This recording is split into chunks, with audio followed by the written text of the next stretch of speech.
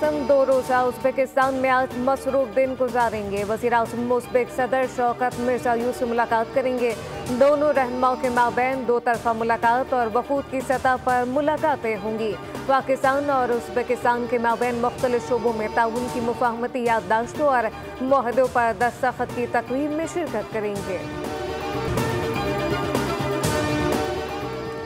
इत्तेहादी हुकूमत के साथ चलना हमारी मजबूरी है। जानता हूँ कि तहरीरी मुआहदे के निकात पर अमल दरामद नहीं हो रहा।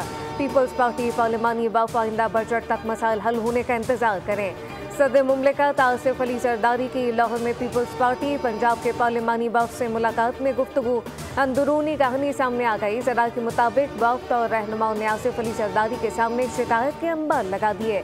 कहा कि इंतजामी मामलात में पीपल्स पार्टी के अरकान को नज़रअंदाज किया जाता है।